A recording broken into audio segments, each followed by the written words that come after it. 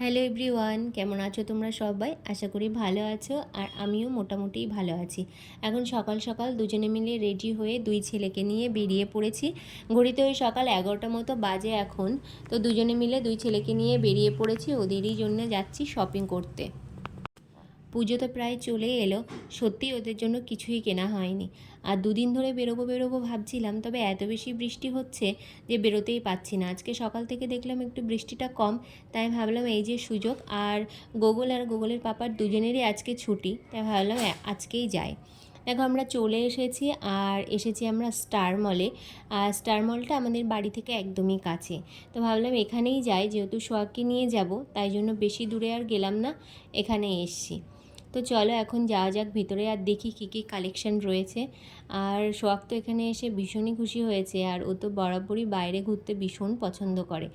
আর আমরা না আজকে উবেরে এসেছি, ভেবেছিলাম ফার্স্টে স্কুটি নিয়েই যাব, তার কারণ হচ্ছে স্কুটি নিয়ে গেলে আরও তাড়াতাড়ি হয়ে যায়।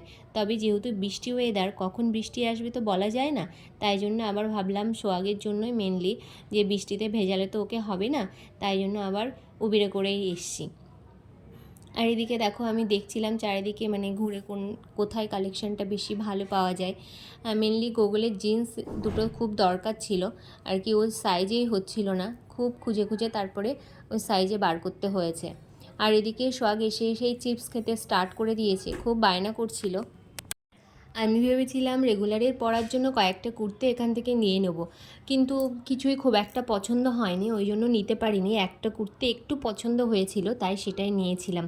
মোটামুটি আমাদের এখানের কাজ কমপ্লিট হয়ে গেছে, মানে দুই ছেলের জন্য আমার নেওয়া কমপ্লিট হয়ে গেছে। তো এখন ওর পাপা বিল করছে, আর আমরা একটু বাইরে দাঁড়িয়ে, মানে ওইখানে সামনেই দাঁড়িয়ে আছি আর কি।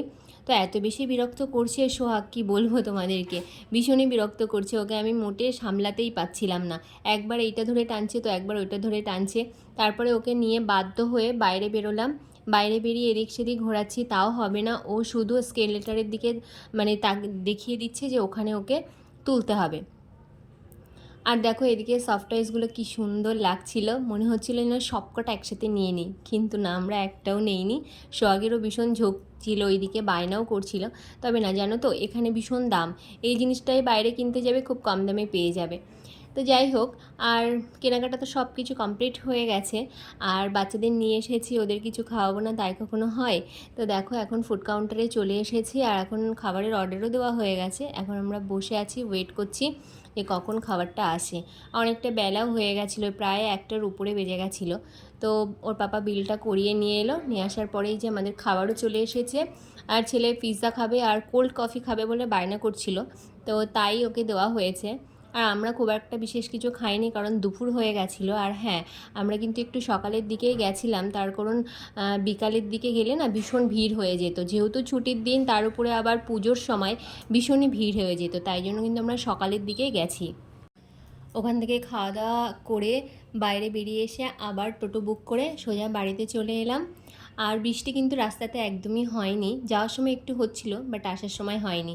আর সব সময়ের মতো গুগল আমার পাশে বসেছে, আর সোহাগর পাপার পাশেই বসেছে। যাই হোক, আজকের ভিডিওটা এই পর্যন্তই রাখছি। যদি ভালো লাগে অবশ্যই একটা লাইক করো, কমেন্ট করো, শেয়ার করো, আর ফলো করো। তো দেখা হবে নতুন ভিডিওতে। তোমরা সবাই খুব ভালো থেকো, সুস্থ থেকো। টাটা।